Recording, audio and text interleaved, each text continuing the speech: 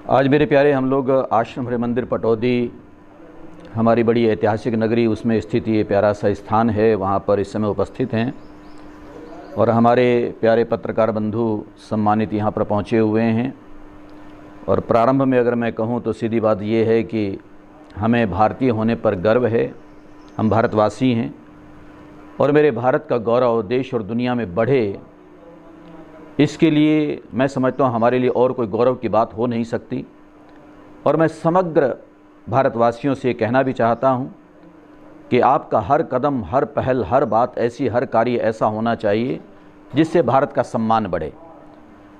और इसी के साथ आज मैं पटौदी में बैठकर ये भी निवेदन करना चाहता हूँ, क्योंकि मेरे बहुत प्रिय पत्रकार बंधु आप सामने हो और मैं ये भी मानता हूँ कि पत्रकारिता के माध्यम से, चाहे वो इलेक्ट्रॉनिक मीडिया हो या प्रिंट मीडिया हो, हमारी बात देश के कोने कोने में पहुंच सकती है। आपकी बड़ी अहम भूमिका रहती है। इसलिए आपके माध्यम से और ये पटौदी चैनल, पटौदी न्यूज़ और आप सब लोगों के माध्यम से मैं कहना चाहता हूं कि पटौदी के साथ साथ हमारा गुरुग्राम, हरियाणा फिर भारत का गौरव, भारत का सम्मान पूरे विश्व में प्रारंभ से रहा है। मेरा भारत विश्व गुरु कहलाया और उसमें मैं केवल आधे मिनट में अगर ये बात कहना चाहूँ तो मेरे भारत का सम्मान क्यों बढ़ा, मेरे भारत का गौरव क्यों बढ़ा, मेरा भारत ये विश्वगुरु क्यों कहलाया, किस वजह से कहलाया? क्योंकि मेरा भारत संतों का देश है। सीधी सी बात है, बड़ा स्पष्ट कर देना चाहता हूँ। ऋषि हुए, मुनि हुए, ग्रंथों का सृजन हुआ, अवतारी पुरुष यहाँ पर आए, लेकिन ये भगवा वेश, ये काशाय वेश, ये त्याग का प्रतीक, ये बाणा जो साधु का बाणा है, ये हमेशा सम्मानित रहा है।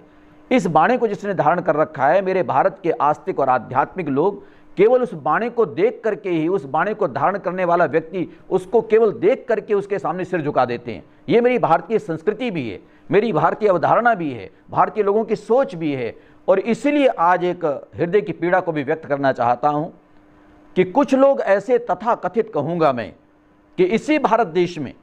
जिस भारत का मैं इतना सम्मान और गौरव गाथा को गा रहा हूं, इस भारत देश में कुछ ऐसे लोग जन्म ले चुके हैं कि जो इस बाणे की भी अवमानना करते हैं, निरादर करते हैं, भारत के तिरंगे का भी अपमान करते हैं, भारत के वो प्यारे राजपुरुष जो भारत के लिए न्यौछावर होकर के अपने आप को समर्पित करके चल रहे हैं, उनका निरादर करते हैं। भारतीय अस्मिता, भारतीय सोच, भारतीय संस्कृति, भारतीय जीवन धारा, जो अध्यात्म हमारा है, भारत की एक सोच है, भारत की धुरी है, उसके अपमान करने में भी कहीं वो पीछे नहीं हटते हैं। तो आज इसलिए मैं अपनी पीड़ा को व्यक्त करते हुए कहना चाहता था कि ऐसे लोगों के प्रति हमारा राजतंत्र,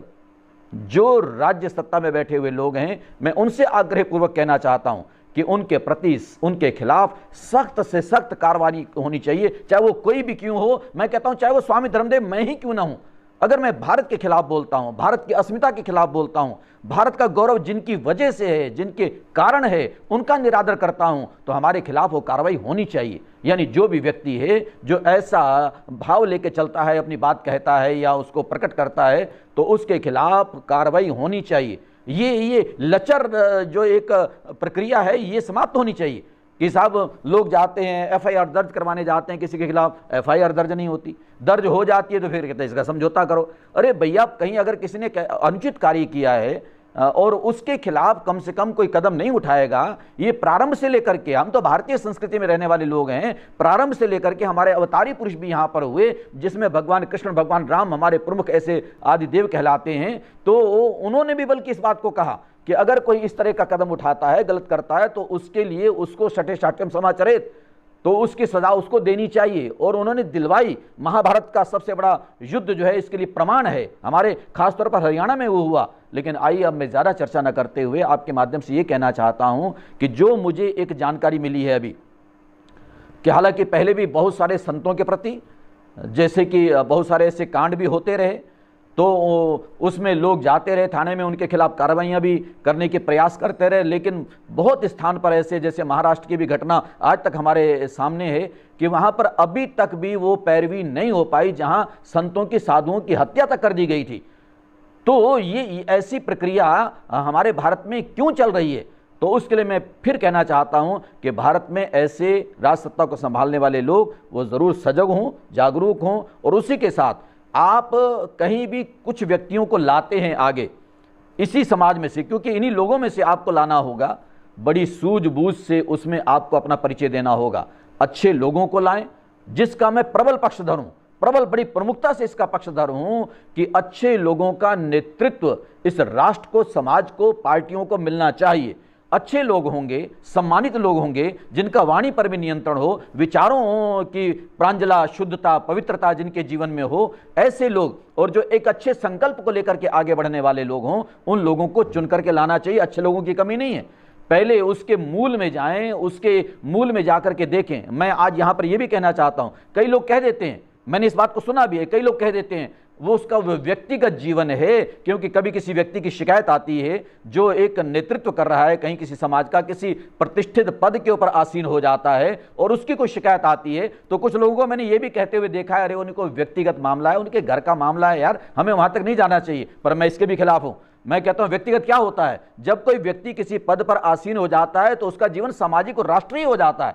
उसका फिर व्यक्तिगत कुछ नहीं रह जाता। फिर वहां पर व्यक्तिगत उसका जीवन घर के कमरे में चार दीवारी में कुछ और है, बाहर कुछ और है, मंच पर कुछ और है, कहता कुछ और है, सोचता कुछ और है, करता कुछ और है। फिर तो यही बात हो गई ना।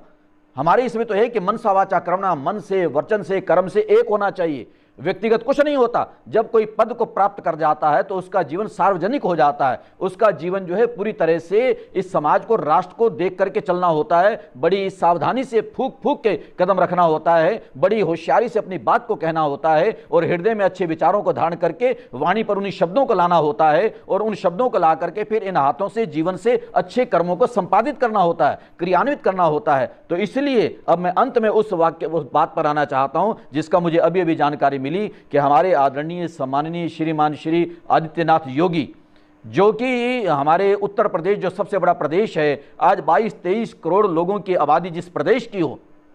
जिसमें 5, 7, 8, 10 हरियाणा आ सकते हैं, इतने हिमाचल आ सकते हैं। अगर प्रदेशों की बात करूं तो एक बहुत बड़ा प्रदेश हमारे भारत देश का उत्तर प्रदेश है, और इतने बड़े प्रदेश का वो नेतृत्व इस समय कर रहे हैं आदित्य योगीनाथ। उनकी पीठ सुन रही है, मैं उनकी भूरी भूरी प्रशंसा करना चाहता हूं, और केवल इसलिए नहीं कि वो साधु हैं, हम भी साधु हैं इस नाते से ना, बिल्कुल नहीं, इस नाते से नहीं, लेकिन साधु हैं, माना इस बात को, लेकिन साधु होकर के जो उन्होंने उत्तर प्रदेश को मुख्यमंत्री रहते हुए नेतृत्व दिया है, तो आज मैं इसलिए कह सकता हूं कि हमारे साधु समाज का भी उन्होंने सम्मान बढ़ा दिया, हमारा भी उन्होंने गौरव बढ़ा दिया कि एक मुख्यमंत्री, एक साधु का बाणा धारण किया हुआ पहला मुख्यमंत्री हमारे किसी एक बड़े प्रदेश के, भारत देश के प्रदेश को मिला है, और उन्होंने उस उत्तर प्रदेश को उत्तम प्रदेश बनाने का संकल्प ले रखा है। आज बार बार हम सुनते हैं, देखते हैं, वहां के स्थानीय लोग बताते हैं, हमारा भी उत्तर प्रदेश से बहुत वास्ता है, मेरा बहुत आना जाना है, लोग उनकी इतनी प्रशंसा करते हैं और कहते हैं कि ऐसा व्यक्तित्व आज तक उत्तर प्रदेश को नहीं मिला। वो उत्तर प्रदेश को मिले, और मिले, उन्होंने अच्छे काम किए, इसलिए हम उनकी प्रशंसा कर रहे हैं, अच्छे काम कर रहे हैं, हर एक व्यक्ति को साथ लेके चलते हैं, हिंदू हो, मुस्लिम हो, सिख हो, ईसाई हो, किसी के खिलाफ नहीं है, वो किसी के विरोध में नहीं है, केवल उनकी अवधारणा है तो एक है कि भाई यहाँ के लोग लाभान्वित हों, मैं इनके लिए कुछ कर जाऊं, इनके बच्चों के लिए करूं, इनकी संतानों के लिए करूं, यहाँ पर जो है सभी लोग अपने नियमों में रह सकें, अपनी मर्यादा में रह सकें, और जो उनका उल्लंघन करता है उसके खिलाफ वो कार्रवाई करते हैं, और कार्रवाई करते हैं तो इसमें बुराई कौन सी है। और इसलिए मैं कहना चाहता हूं, ऐसे व्यक्तित्व के प्रति, एक ऐसे महापुरुष के प्रति, एक ऐसे प्यारे मुख्यमंत्री और साधु के प्रति अगर कोई गलत बात करता है तो वो तो स्वामी धर्मदेव क्या, मैं कहता हूं किसी को भी सहन नहीं करनी चाहिए। और इसलिए आज मेरा निवेदन है कि ऐसे अच्छे लोग जो देश के लिए और प्रदेशों के लिए काम कर रहे हैं, उसमें हमारे योगी जी भी आ जाते हैं, मोदी जी भी आ जाते हैं, अमित शाह भी हैं, हमारे हरियाणा प्रदेश के मुख्यमंत्री श्रीमान श्री खट्टर जी हैं, अच्छे अच्छे लोग मेरे प्रदेश और देश को प्राप्त हैं, उनका हमेशा हमको सम्मान करना चाहिए, आदर करना चाहिए, और हर व्यक्ति को जागरूक रहना चाहिए, और उनको जो है अच्छे नेतृत्व का सम्मान करते हुए इस धारणा को लेकर जीवन को चलाना चाहिए कि ऐसे लोगों का हम आदर करें, समादर करें, प्रोत्साहित करें, हम उनके लिए सम्मान में दो बात करें, और वो काम करें, काम उन्होंने करना है, कर रहे हैं वो, कि मेरे देश का गौरव बढ़े, मेरे देश का सम्मान बढ़े। यही मेरी एक अंतर्चेतना की पीड़ा भी थी, एक भाव भी था जो आपके सामने मैंने व्यक्त किया है कि मेरे भारत का गौरव बढ़ना चाहिए, मेरे भारत का सम्मान बढ़ना चाहिए। विश्व गुरु था, विश्व गुरु है, विश्व गुरु का गौरव इसका हमेशा बना रहे, इसलिए उसके लिए अच्छे नेतृत्वों की आवश्यकता है, और अच्छे नेतृत्व, अच्छा काम करने वाले ऐसे लोग, जिसमें हमारा मुख्य रूप से साधु समाज पूरे भारत देश का है, और साधु समाज में एक साधु जो प्रदेश को मिला है, उत्तर प्रदेश को मुख्यमंत्री के रूप में, जिसने साधुओं का सम्मान बढ़ाया है, उनके खिलाफ कभी कोई किसी प्रकार की बात न कहे, ना कोई सोशल मीडिया पे डाले, और ना ही कोई ऐसी, अगर कोई करता है ऐसा तो मैं कहता हूं कि उनके खिलाफ फिर कार्रवाई होनी चाहिए। परमात्मा कृपा करें, अपने देश का सम्मान बढ़े, गौरव बढ़े, अच्छे लोगों का सम्मान सदा होता रहे। इन्हीं एक भावनाओं के साथ मैं साधुवाद देना चाहता हूं। भारत के नागरिकों को भी अपना साधुवाद देना चाहता हूं कि हंसता बसता खुशहाल जीवन आपका बना रहे, और भारत के प्रति जरूर सोचें, केवल मैं और मेरे तक आपका जीवन सीमित न रहे। हे भारतवासियों, कि भारत का सम्मान आप लोग भी बढ़ाएं, भारत के सम्मान में हर काम करें, हर बात कहें, और ऐसे अच्छे काम करने वालों का भी सम्मान आप करें। धन्यवाद। प्रभु कृपा करें।